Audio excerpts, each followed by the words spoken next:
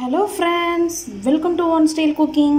நாம இன்னைக்கு பார்க்க போற ரெசிபி என்னன்னு பாத்தீங்கன்னா ரொம்பவே சூப்பரான ரெசிபி தாங்க. சப்பாத்தி, பிரியாணி, ரைஸ், இட்லி, தோசை எல்லாத்துக்குமே சூட்டபிளான ரெசிபி. முட்டை குருமா எப்படி ஈஸியா டேஸ்டியா செய்யலாம்ங்கறத பார்க்கலாம். வாங்க வீடியோக்குள்ள போகலாம். வீடியோக்குள்ள போறதுக்கு முன்னாடி கீழ உள்ள ரெட் கலர் subscribe பட்டனை கிளிக் பண்ணுங்க. கூடவே பக்கத்துல உள்ள பெல் ஐகானை கிளிக் பண்ணுங்க. அப்பதான் நான் போடுற வீடியோ எல்லாமே உடனுக்குடன் உங்களுக்கு தெரிய வரும். வாங்க இப்போ வீடியோக்குள்ள போலாம். இந்த குருமாக்கு நல்ல கன்சிஸ்டன்சி வரதுக்காக ஒரு பெரிய வெங்காயத்தை இந்த மாதிரி நான் கட் பண்ணி சேர்த்திருக்கேன். இது கூடவே ஒரு சின்ன துண்டு இஞ்சி, கூடவே 3 பூண்டு சேர்த்துக்கோங்க.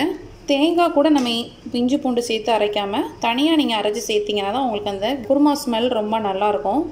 இப்போ நல்லா ஃபைன் பேஸ்ட்டாக அரைச்சி எடுத்துக்கலாம். முட்டை குருமா பண்ணுறதுக்கு ஒரு கடாயில் ஆயில் சேர்த்துக்கலாம். இந்த குருமாக்கு ஆயில் கொஞ்சம் அதிகமாக சேர்த்துக்கோங்க. ஆயில் சூடானதுமே ஒரு பிரிஞ்சி இலை, ஒரு சின்ன துண்டு பட்டை, அப்புறம் 3 ஏலக்காய், 3 கிராம்பு இதெல்லாம் சேர்த்துக்கலாம். இது கூட நம்ம அரைச்சி வச்சிருந்த வெங்காயம், இஞ்சி பூண்டு பேஸ்ட்டை சேர்த்துடலாம். இது சேர்த்து நல்லா வதக்கிக்கோங்க. வெங்காயம் வந்து நம்ம அரைச்சி சேர்த்துருக்கிறதுனால அதோட பச்சை வாசனைலாம் நல்லா போகணும். ஃபஸ்ட்டு இந்த வெங்காயம் சேர்த்தோன்னே பார்த்தீங்கன்னா நமக்கு அந்த எண்ணெயெல்லாம் நல்லா அப்சர்வ் பண்ணும். அதுக்கப்புறம் வெங்காயம் நல்லா வதங்கினதும் இந்த எண்ணெய்லாம் நல்லா வெளியே வரும் பாருங்கள். அது வரைக்கும் நல்லா வதக்கிக்கணும். அப்போ தான் பச்சை வாசனை இல்லாமல் நம்மளுக்கு அந்த குருமா ரொம்ப டேஸ்ட்டாக இருக்கும். இப்போ இது ஒரு 2 நிமிஷம் நல்லா வதங்கட்டும். பாருங்கள், இந்த மசாலாலாம் நல்லா வெந்து அந்த இஞ்சி பூண்டோட ஃப்ளேவர் எல்லாமே நம்மளுக்கு நல்லா வரும். இது வரைக்கும் நல்லா வதக்கிக்கோங்க. இப்போ நம்ம பொடி வகைகள் சேர்த்துடலாம். இதில் 1 டீஸ்பூன் ரெட் சில்லி பவுடர் சேர்த்துருக்கேன். இது கலருக்காக தான் சேர்க்குறேன். 1 டீஸ்பூன் நார்மல் மிளகாத்தூள், அப்புறம் 2 டீஸ்பூன் கொத்தமல்லி தூள் சேர்த்துக்கலாம். மிளகாத்தூள் இதிலே சேர்த்து நம்ம வதக்கிட்டோம்னா நம்மளுக்கு அந்த மசாலாவோட ரா ஃப்ளேவர் எல்லாமே போயிடும். சீக்கிரம் நம்மளுக்கு மசாலா வதங்கிடும். அதனால் இதிலே சேர்த்து வதக்கிக்கோங்க. இப்போ மசாலா சேர்த்ததுமே நம்ம தக்காளி சேர்த்துடலாம். ஒரு நறுக்குன தக்காளி வச்சுருக்கேன், அதை சேர்த்துக்கோங்க. இது கூடவே தக்காளி சீக்கிரம் வதங்கிறதுக்காக கொஞ்சமாக உப்பு சேர்த்துக்கலாம். எல்லாம் சேர்த்து நல்லா மிக்ஸ் பண்ணிக்கோங்க. இப்போ நம்மளுக்கு அந்த தக்காளியும் நல்லா வதங்கிடும். அது கூடவே சேர்ந்து அந்த மசாலாவும் நல்லா நம்மளுக்கு குக் ஆகிடும். இப்போ நம்மளுக்கு தக்காளி மட்டும் நல்லா மேஷ் ஆகட்டும். இது ஒரு மூடி போட்டு ஒரு 3 நிமிஷம் குக் பண்ணுங்கள். நம்மளுக்கு தக்காளி நல்லா மேஷ் ஆகிடும். தக்காளியெல்லாம் நல்லா வதங்கிடுச்சு, நல்லா மேஷ் ஆகிடுச்சு பாருங்கள். இந்த அளவுக்கு நல்லா வதக்கிக்கோங்க. இப்போ நல்லா வதங்கினதுக்கப்புறம் நம்ம இந்த ஸ்டேஜில் முட்டையை சேர்த்துடலாம். முட்டை இப்போ சேர்த்தா தான் இந்த மசாலாலாம் முட்டைக்குள்ளே போய் நல்லா நம்மளுக்கு குக் ஆகும். முட்டை சேர்க்கும்போது இந்த மாதிரி கத்தியால் 4 பக்கமும் நல்லா ஒரு கீறிக்கோங்க. இந்த மாதிரி 4 பக்கமும் கீறிட்டு நம்ம முட்டையை சேர்த்துடலாம்.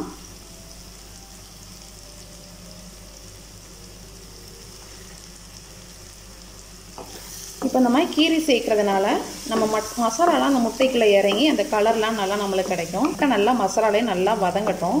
மசாலா அரைக்கிறதுக்கு இந்தளவு தேங்காய் எடுத்துருக்கேன். நீங்கள் துருவன தேங்காய் எடுத்துருந்தீங்கன்னா ஒரு 3 டீஸ்பூன் எடுத்துக்கோங்க. 1 டீஸ்பூன் கசகசா, 4 முழு முந்திரி பருப்பு. முந்திரி பருப்பு வந்து ஆப்ஷனல் தான். உங்கள்கிட்ட முந்திரி பருப்பு இல்லைன்னா நீங்கள் பொட்டுக்கடலை எடுத்துக்கோங்க. அடுத்து 1 டீஸ்பூன் பெருஞ்சீரகம்.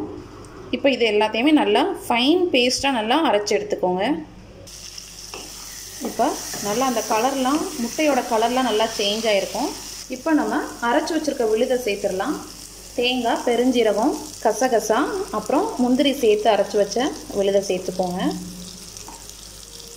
இதில் முந்திரி வந்து நம்மளுக்கு திக்னஸ்க்காக தான், உங்களுக்கு தேவைப்பட்டதுன்னா நீங்கள் சேர்த்துக்கோங்க. இப்போ அந்த பேஸ்ட்டு சேர்த்து நல்லா மிக்ஸ் பண்ணிக்கலாம். நம்மளுக்கு முந்திரி எல்லாம் சேர்த்துக்கிறதுனால கிரேவி நல்லா திக்னஸ் கிடைக்கும். அதனால் இதுக்கு தேவையான அளவு நம்ம தண்ணி சேர்த்துக்கலாம். மிக்ஸி ஜார் அரைச்ச தண்ணியை நான் சேர்த்துக்கிறேன். தண்ணி சேர்த்து நல்லா மிக்ஸ் பண்ணிக்கோங்க.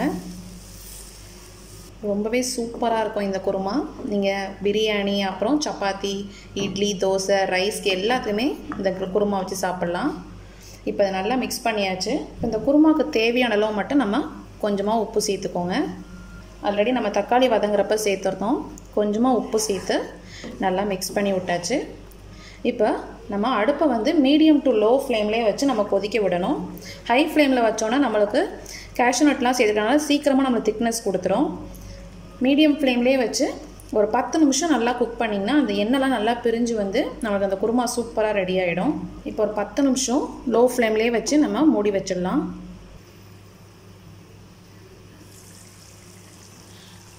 பாருங்கள், குருமா நம்மளுக்கு அந்த ஆயிலெலாம் நல்லா பிரிஞ்சு வந்திருக்கு பாருங்கள். இது வரைக்கும் நல்லா நம்ம குக் பண்ணணும்.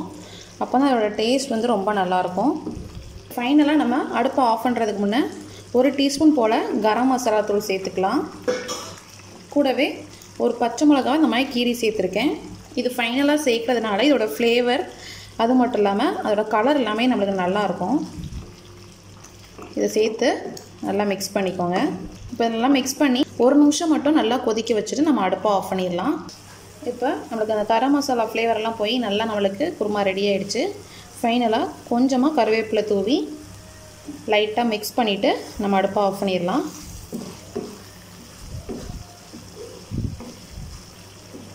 ரொம்பவே சூப்பரான டேஸ்டான நம்மளோட முட்டை குருமா ரெடி ஆகிடுச்சு. நீங்களும் உங்கள் வீட்டில் இந்த ரெசிபி கண்டிப்பாக ட்ரை பண்ணி பாருங்கள். இந்த ரெசிபி பிடிச்சிருந்துச்சுன்னா நம்ம சேனலில் லைக் பண்ணுங்கள், ஷேர் பண்ணுங்கள், சப்ஸ்கிரைப் பண்ணுங்கள், மறக்காமல் கமெண்ட் பண்ணுங்கள். தேங்க்யூ.